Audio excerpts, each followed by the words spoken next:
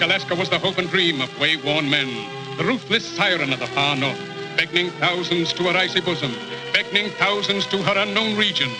The Chilkoot Pass was the great barrier to the goldfields. Over this pass, men faced untold misery and hardship. Many lost their lives. Some fell exhausted wayside. Others lost courage and turned back. But the brave went on. Far into the icy north, deep into the silent nowhere, came an undaunted lone prospector.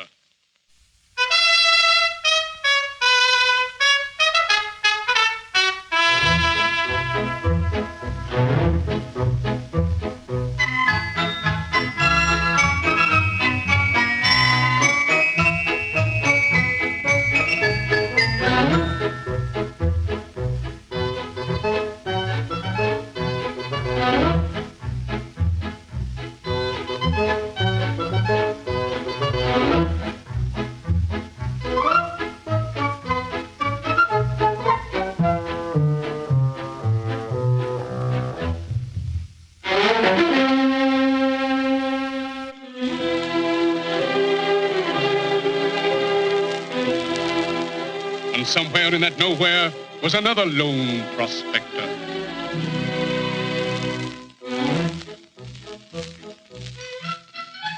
With cheerful optimism, our little Columbus descended into the vast uncharted waste, then stopped, stepped, slipped, and slid.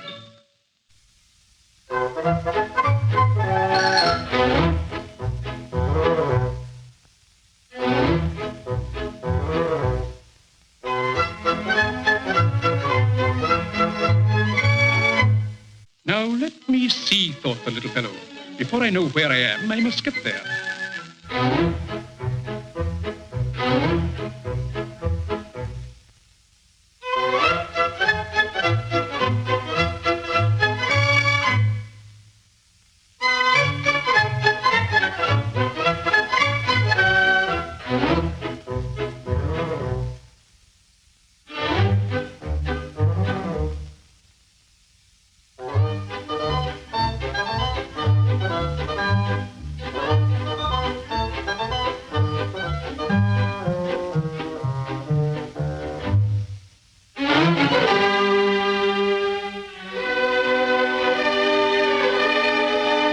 Frozen wilderness, a dream came true, and a lone voice shrieked into the solemn sky. Eureka, I found it! A mountain of gold.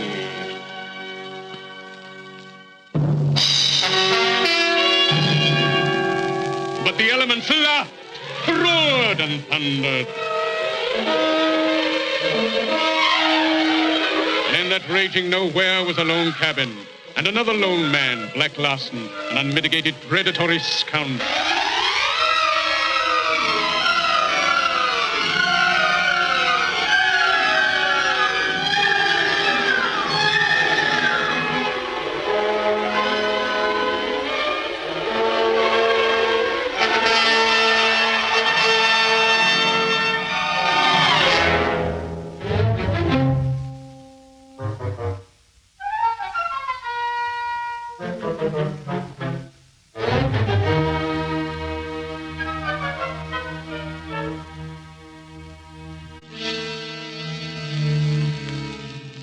Out of the lashing storm into the moaning shack came the little fellow, to find shelter and perhaps a little hospitality.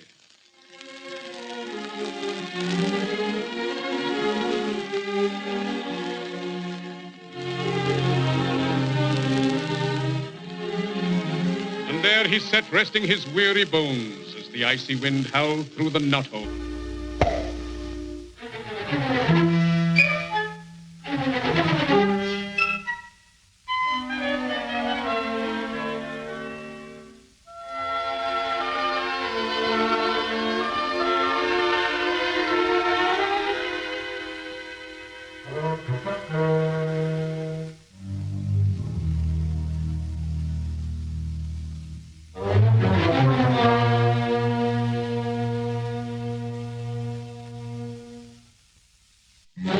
Come here, said Larson.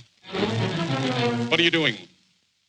Eating, obviously, said the little fellow. Get out. Get out. Get out. Get out. Go on. Go on. Get out.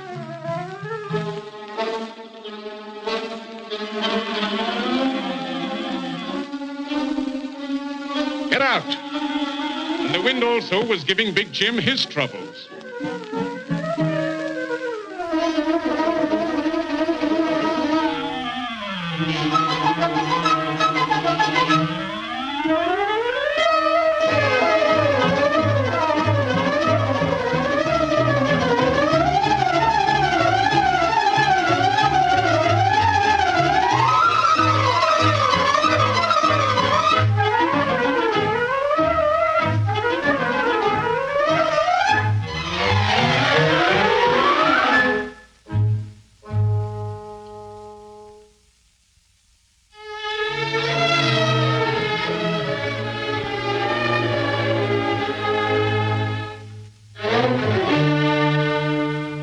Jim was the noble type. He had suffered.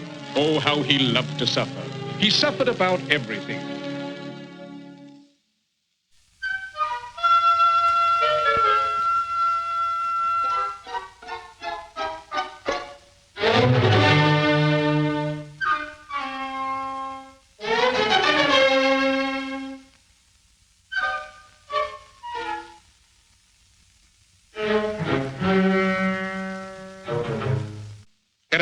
Get out, said Black Larson, or I'll fill you both full of lead.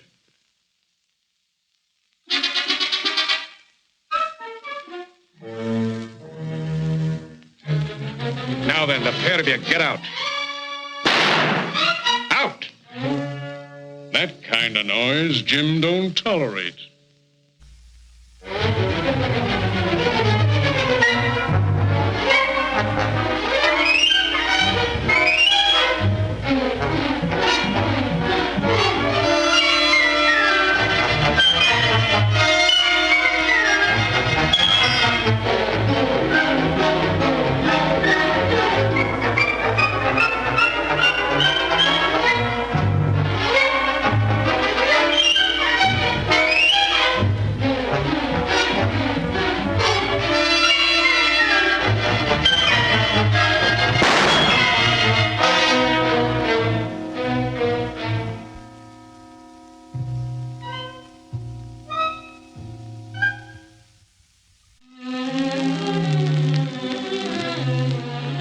Stay right here, understand? Right here, said Big Jim. Yes, sir. He'll stay right here, said the little fellow.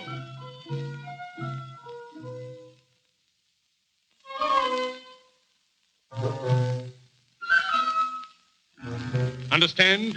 We stay right here.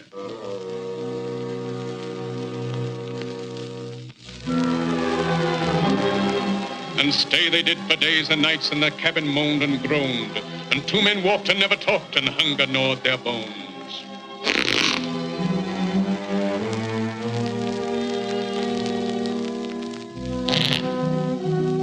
I must have food, yelled Big Jim. I must have food.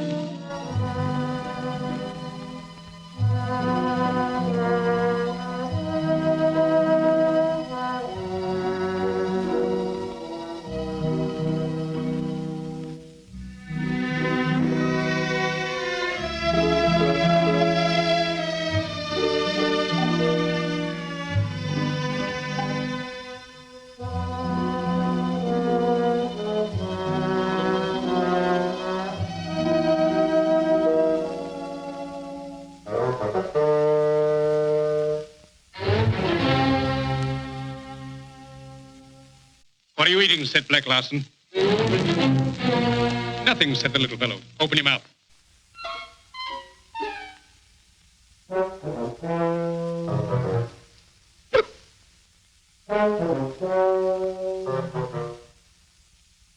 Liar, it's that candle.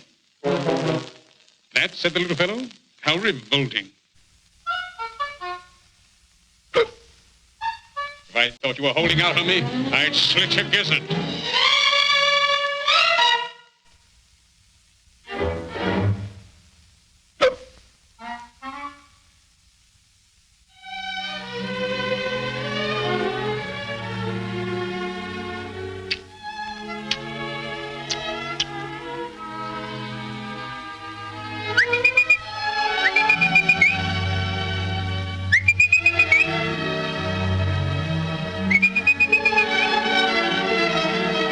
us must brave that storm, said Big Jim, if we're to get food. Come here, the pair of you.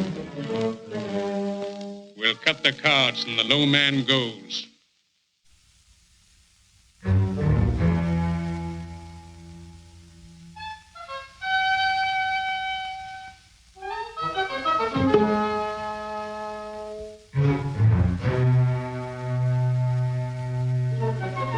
You're the man, said Jim.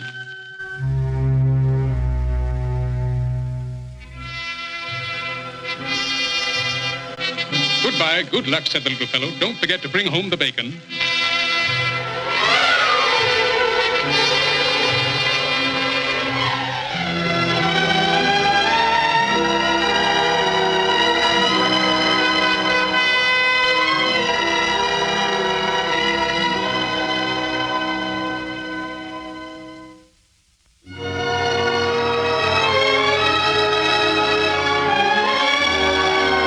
Somewhere in that nowhere, the law was looking for Black Alasca.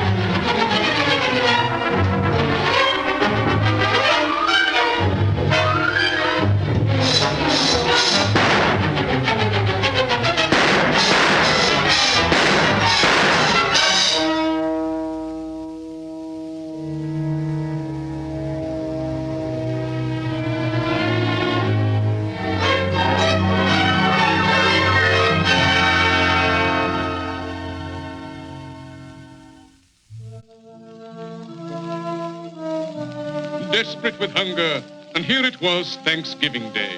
Nevertheless, there was something to be thankful for.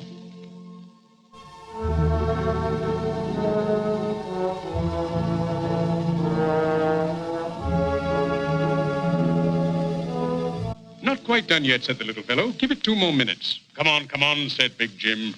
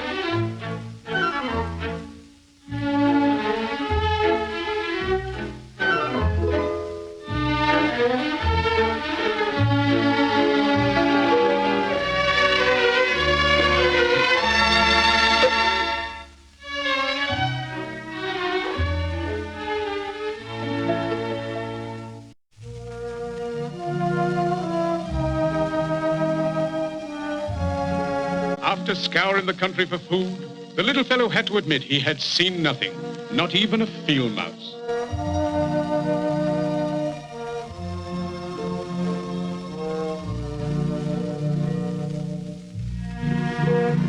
From the pangs of hunger, Big Jim was becoming delirious, hysterical.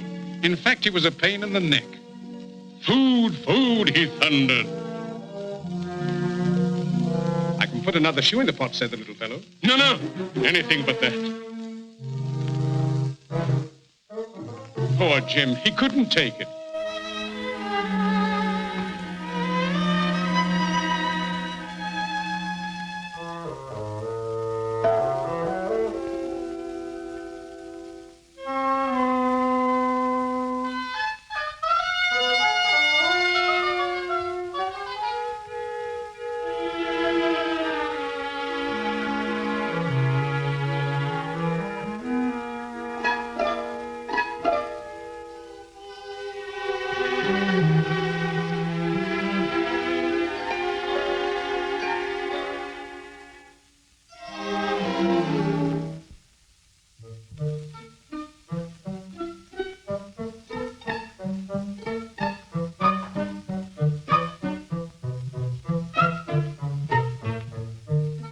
What's the matter, said the little fellow. I thought you were a chicken.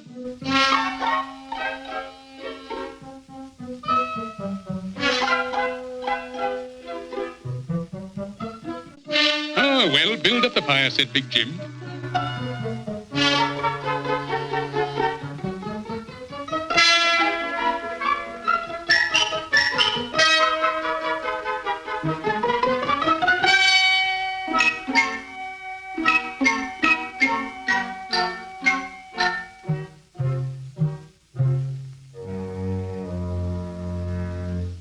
What's the matter with you, said the little fellow. Come, my pretty bird, said Big Jim. Don't be childish.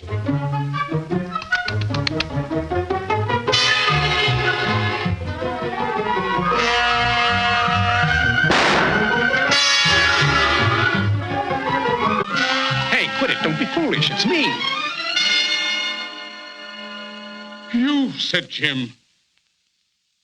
I'm sorry, I must be crazy. Huh. You're telling me, said the little fellow. There now, you go inside and I'll take the gun in case you lose it.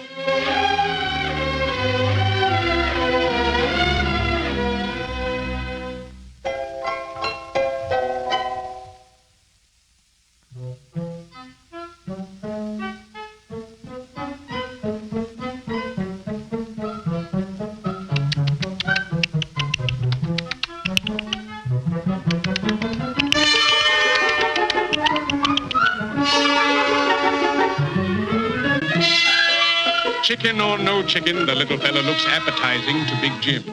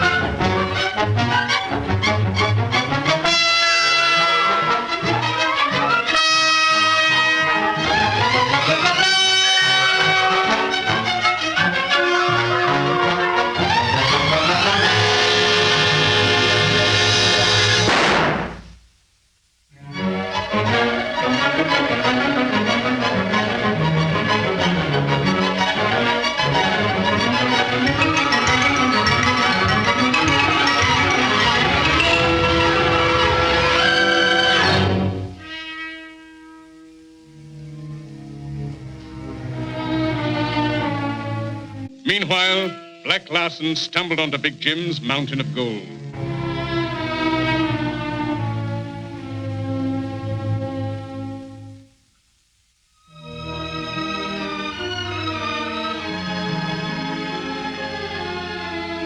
Then came the parting of the ways.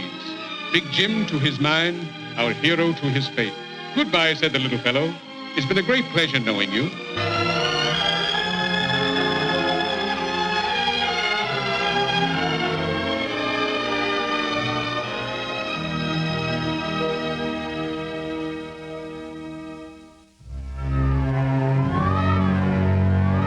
Treachery awaited Big Jim at his mountain of gold.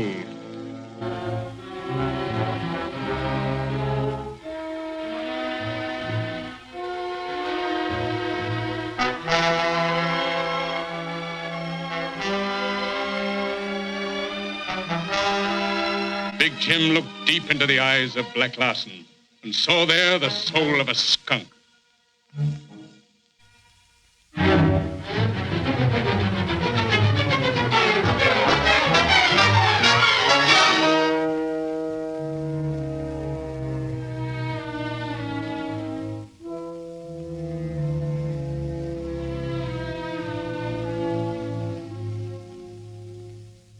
Caught in a maelstrom of desperate deeds, Black Larson swept on to impending doom.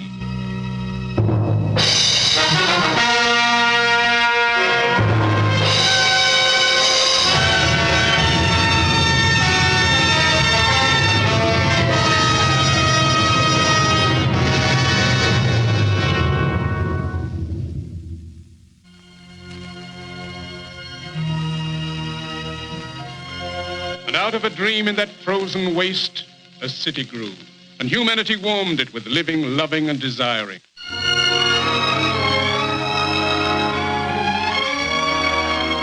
Georgia.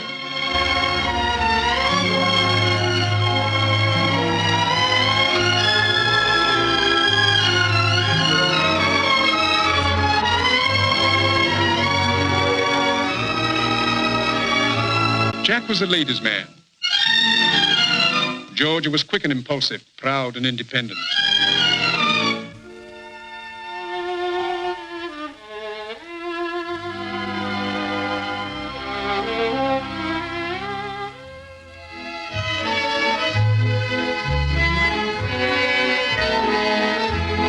And in the evening, Georgia worked as a dance hall girl.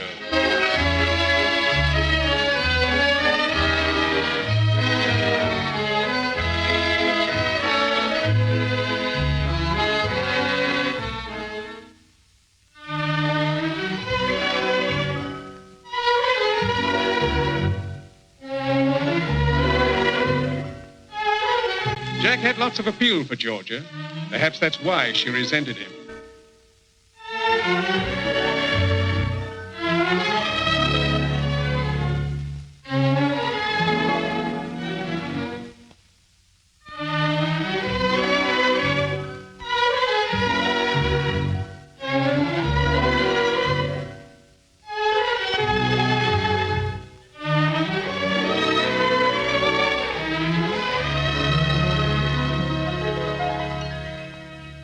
Out of the night came the little fellow towards the dance hall, that beacon light of pleasure, that retreat of lost dreams.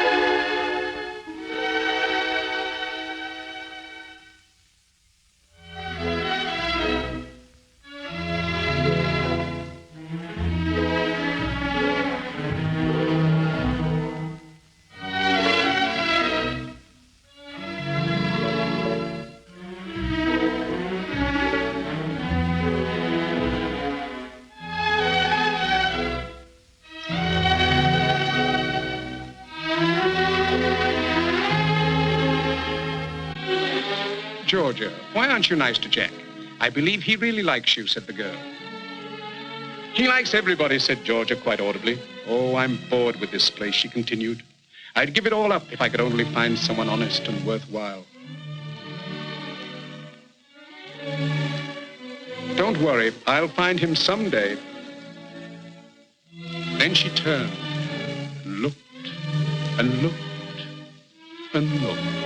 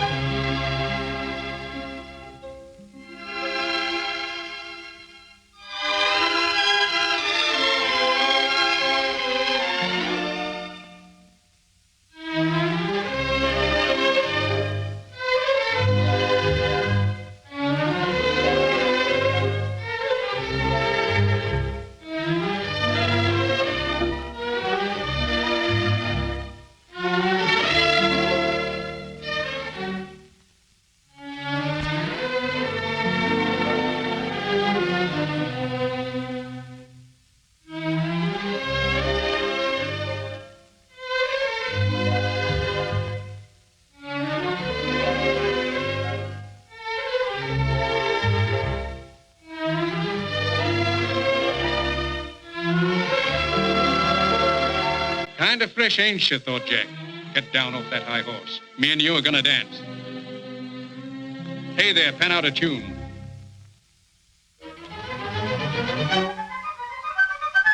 Just a moment. I said we're gonna dance. I beg your pardon, said Georgia. Then to show her utter contempt for Jack, she picked out the most deplorable-looking tramp in the dance hall. Hey, you, come here. Yes, you. Do you want to dance? You see, I'm very particular whom I dance with.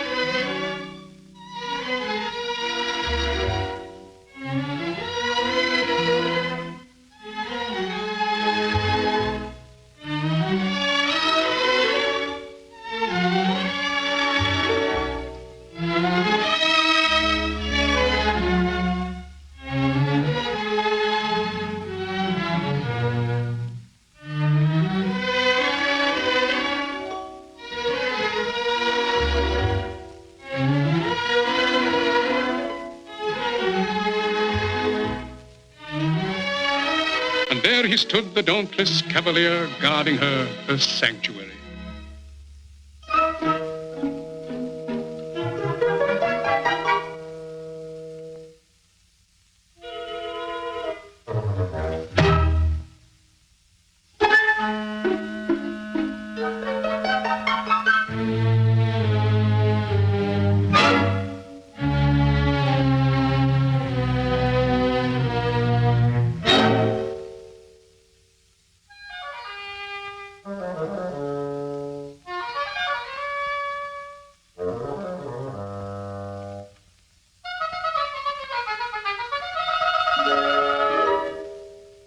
If you want to make a hit with your lady friend, said Jack, you should tidy up and put your head on straight like this. Take that, you ouch!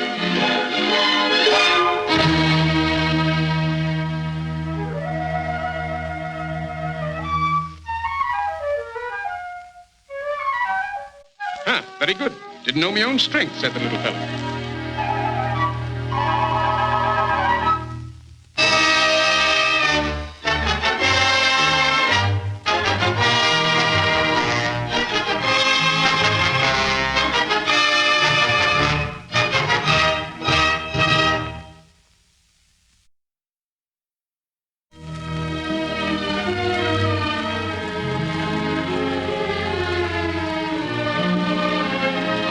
Curtis' cabin was just a stone's throw from the dance hall.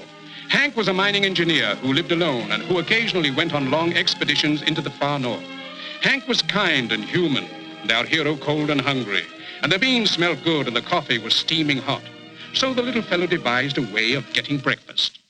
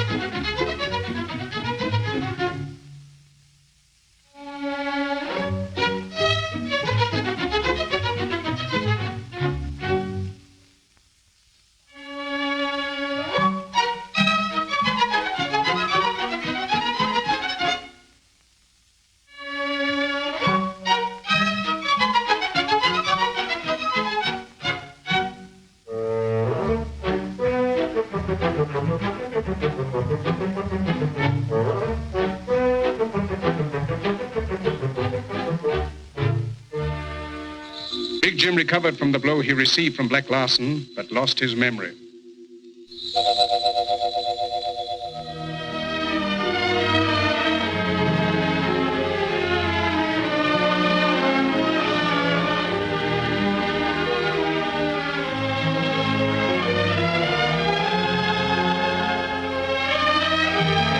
Hank's partner arrives. Both are ready to leave on a long expedition. Hank informs his partner that the little fellow is to look after the cabin while he's away.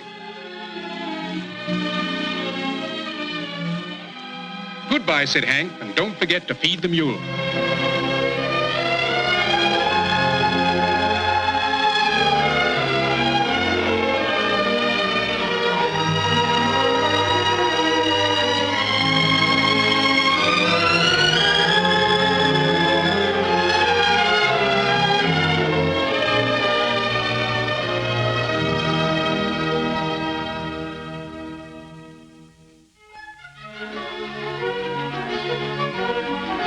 Since that night in the dance hall, the little fellow had not seen Georgia, but an incident was to bring them together again.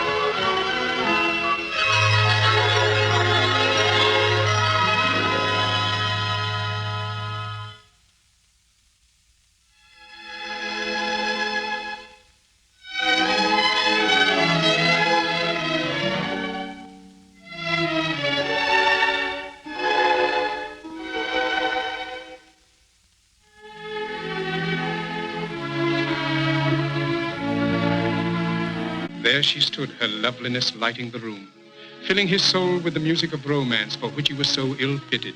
And as she introduced her friends, his heart began to sing.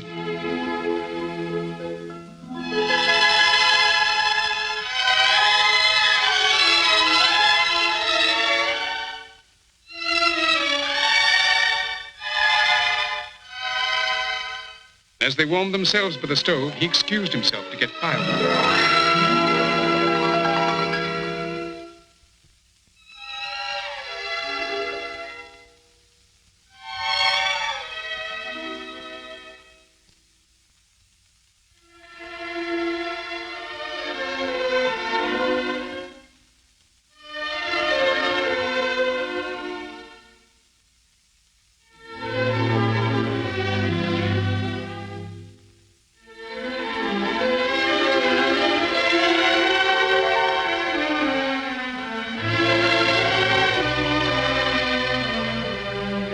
And in that cabin, his secret was revealed, his love for Georgia.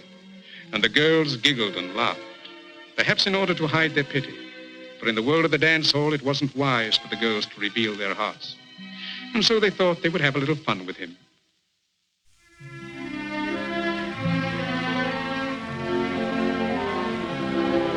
And there in the gloaming they sat, their faces alight with mischief. But all the while his heart was singing.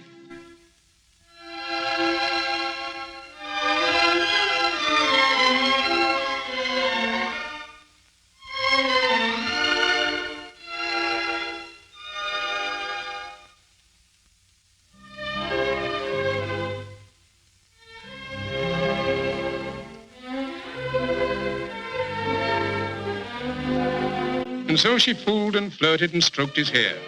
He knew she was fooling, but he was happy. For she was near him, holding his hand, smiling at him.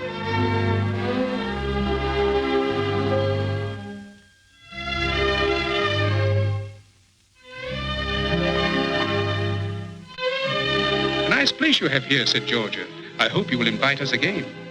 What if she were fooling? He was enjoying the warmth of her attention. And the lady was enjoying the warmth of his chair.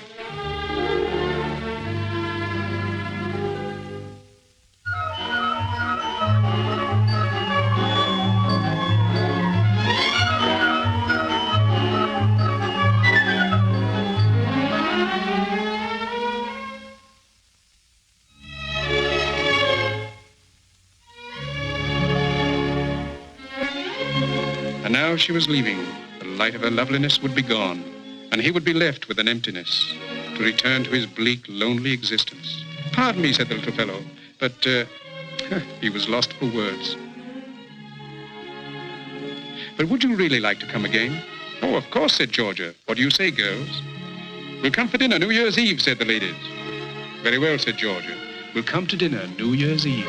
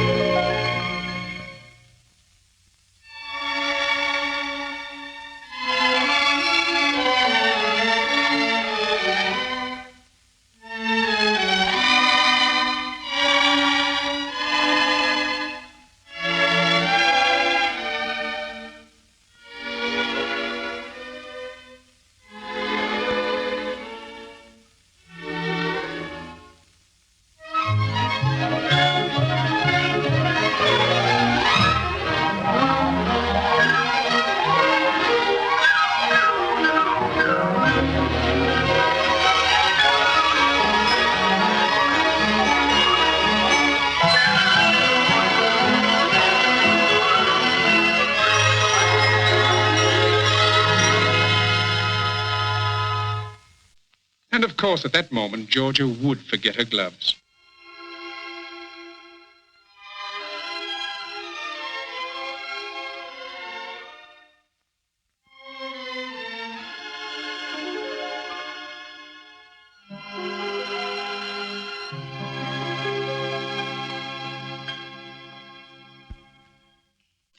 For the next few days, the little fellow hustled and shoveled in order to buy that New Year's dinner.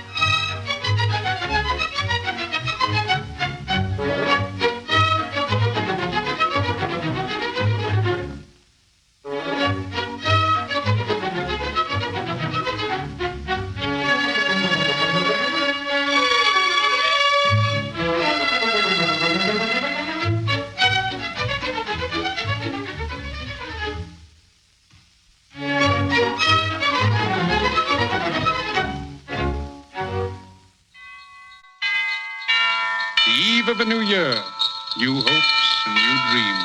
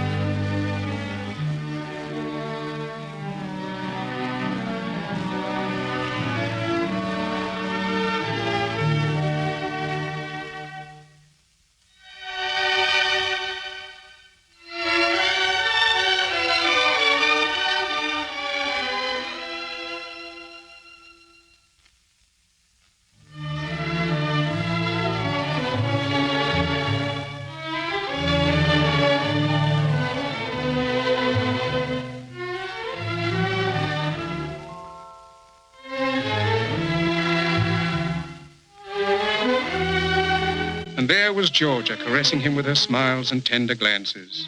And the girls called for a speech. But he was too happy to speak. All that mattered was Georgia was there. Georgia. So he muttered and stuttered and finally said, I can't make a speech, but I'll do a dance. And a dance he did with the rose.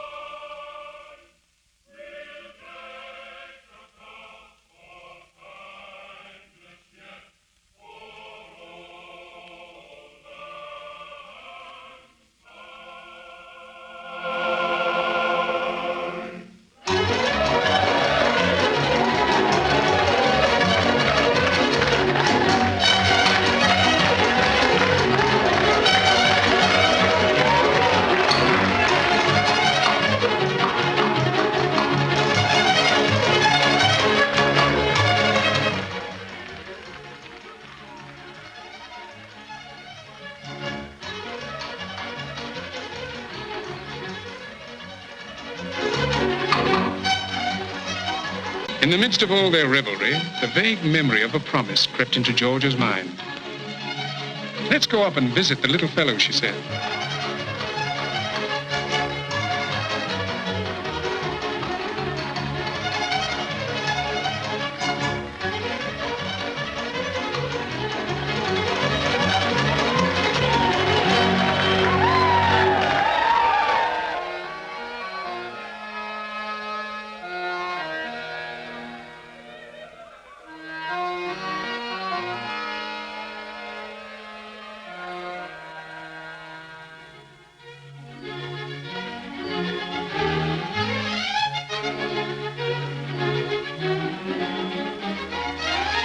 We'll have a little fun with him, said Jack. We'll send Georgia in first, then give him a scare.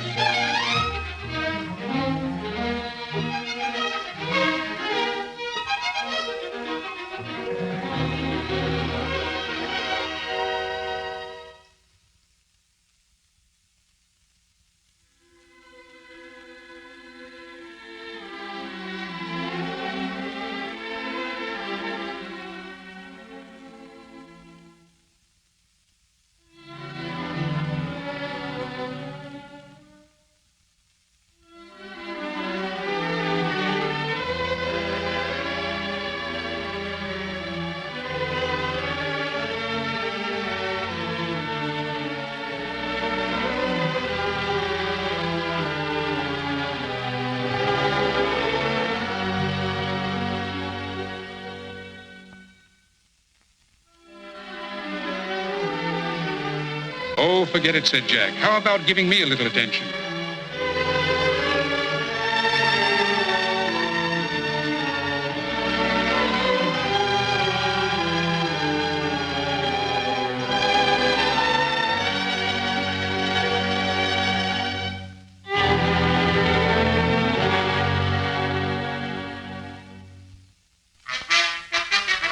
A day or so later in the recorder's office, Big Jim tried to convince the assayers that he had a mountain of gold. Where is this place, they said. But Big Jim's memory had failed him. All he knew was that it was near the cabin.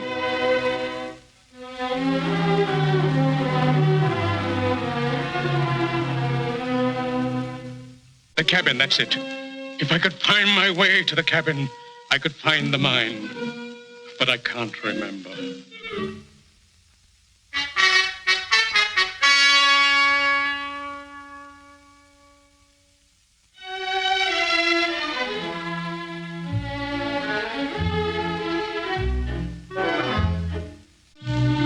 Hey, said Jack, your lady friend George has been looking for you. But the little fellow knew otherwise. How dare that cad mention her name so lightly? For 2 pins, he would give him another thrashing. However, at that moment, being a little underweight, he would ignore the insult.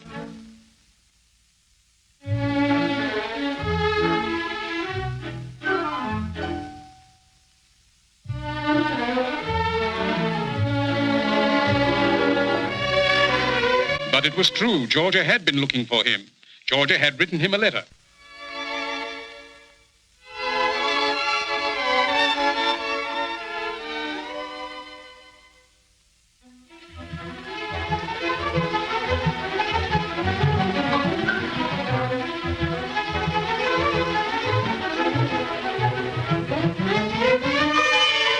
As he went looking for Georgia, so Big Jim went looking for him.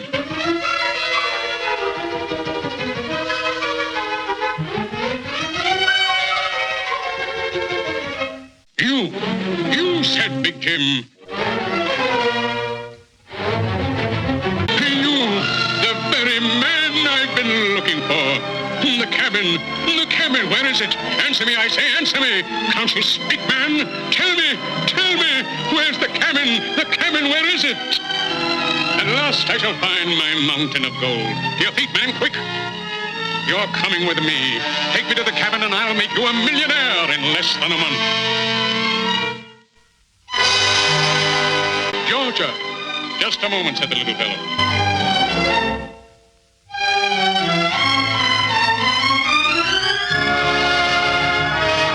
Georgia, you don't have to explain. I understand. I love you. I'm going to take you away from this life. I'm going away, and when I return, I shall come back.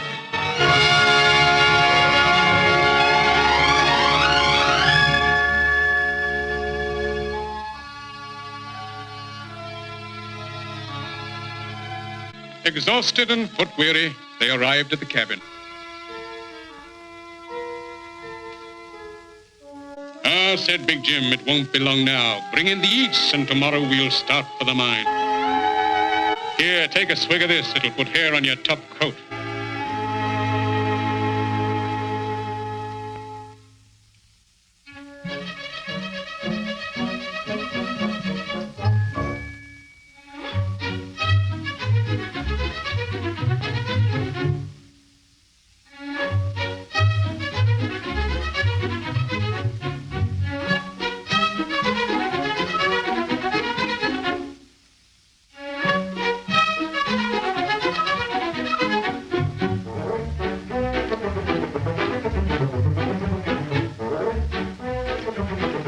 My, this is a heavy lamb chop, said the little fellow.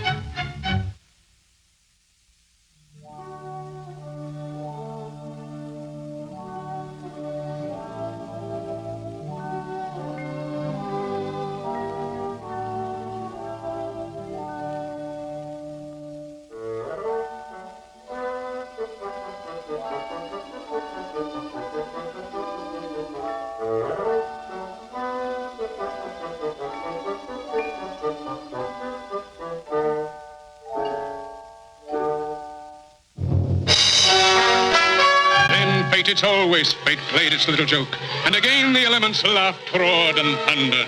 But through it all, our heroes soundly slumbered.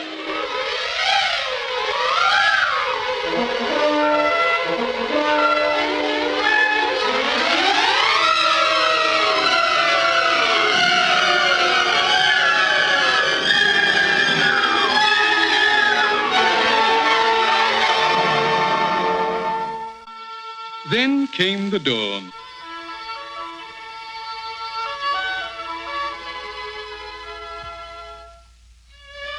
And the little fellow awoke, blissfully ignorant of what had happened the night before, but feeling definitely conscious of the morning after.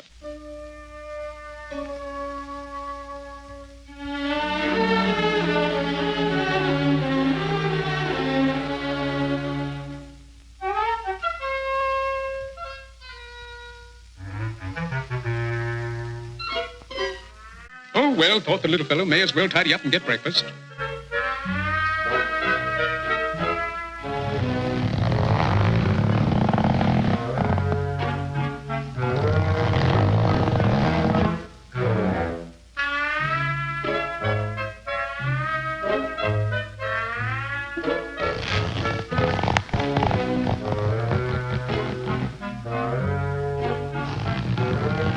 This is the worst liver attack I've ever had, thought the little fellow.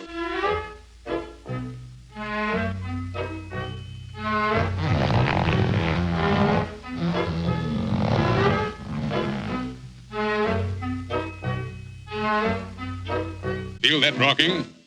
It's the stomach.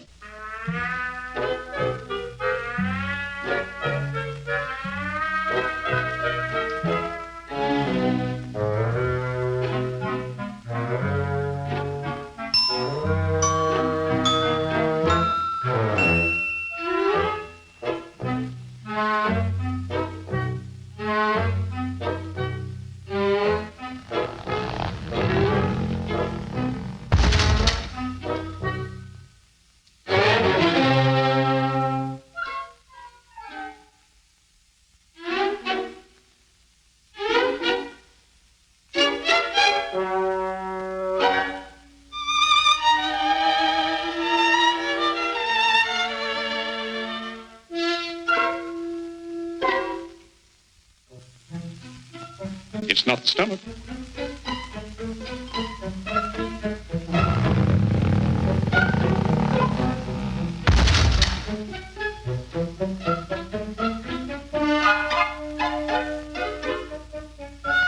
Let's go to the other side, said Jim.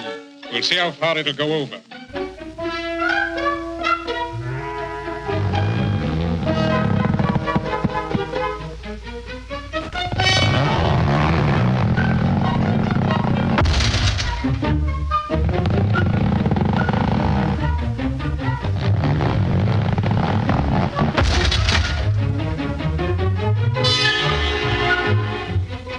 Something must be missing underneath, said the little fellow.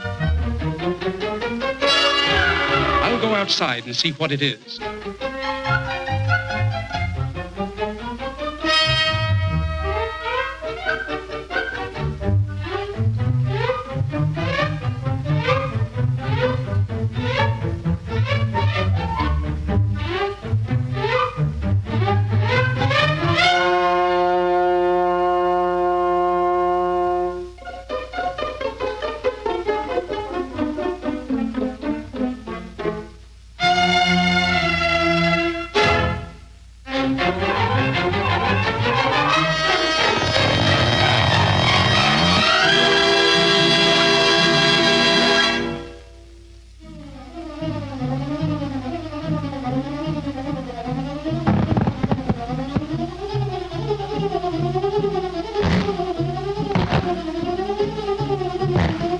Now, said Big Jim, don't get excited. Take it easy. Don't move. Don't breathe. I said don't breathe, stupid. You can be most annoying at times. If you'll only be cool, be calm, said Big Jim. We have nothing to worry about.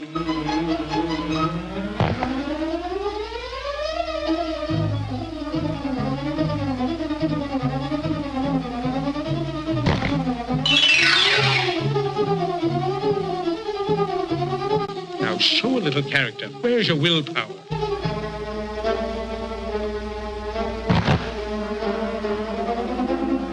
Now listen, said Big Jim. I've got a very good idea. Hold your hands like this, then I can get out first.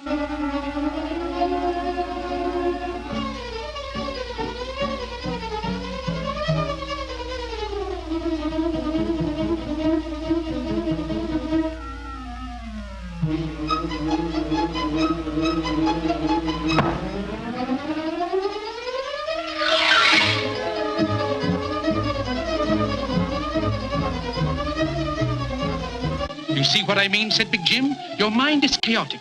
You have no psychology. You have no control.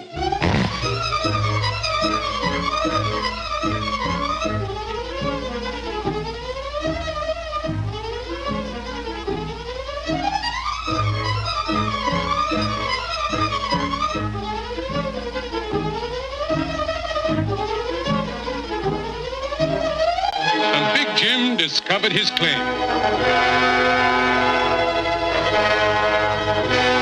I found it! My claim, my mountain of gold. Hey!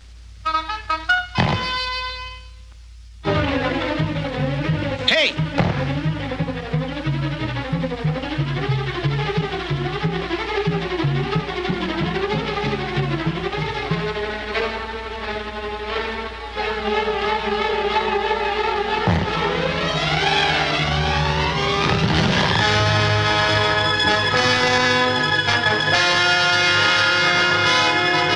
We shall be rich, said Jim.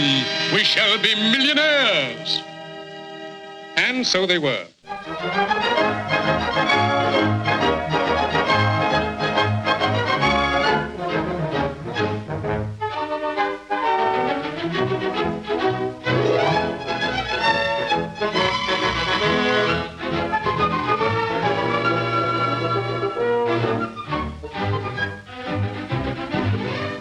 And now they were homeward bound, and they were leaving the hardship and toil of Alaska to live in the land of milk and honey, to live, laugh, and indulge themselves in the lap of luxury.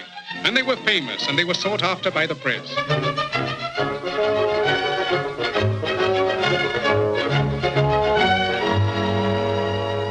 In their cabin deluxe, they were welcomed and waited upon.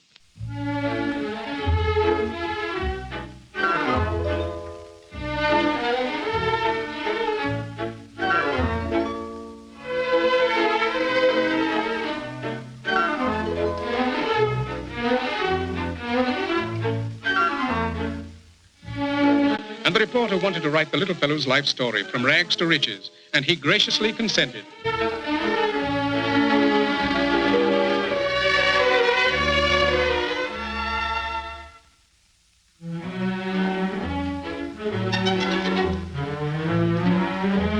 And Big Jim was manicured. No, not the nails, said he, the corns. And the reporter thought of a good idea, to have the little fellow pose in his mining clothes. It would make a human story.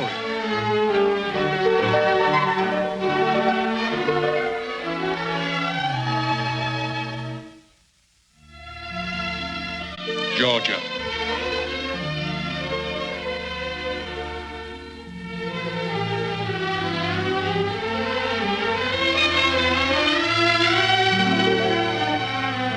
And there she was in the steerage, neither one knowing of the other's presence. And Georgia overheard the officer say there was a stowaway aboard.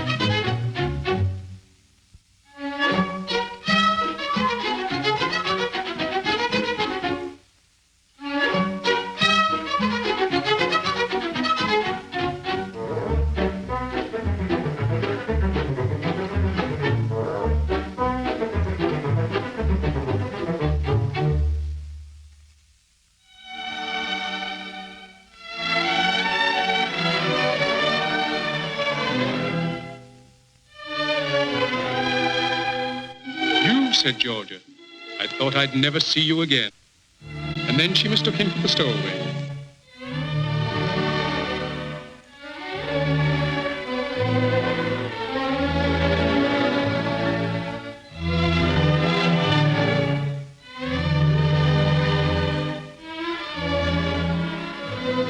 And the officer was going to put him in irons, but Georgia pleaded for him and said she would pay his fare.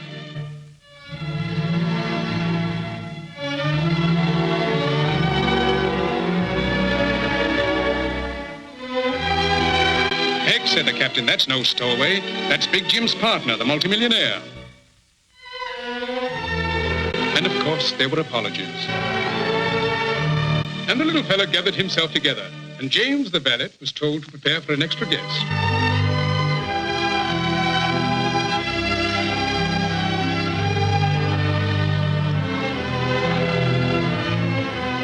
Pardon me, said the reporter, but who's the lady? Buzz, buzz, buzz. Oh, you don't say. Well, congratulations. Say, this will make a great story, and with a happy ending.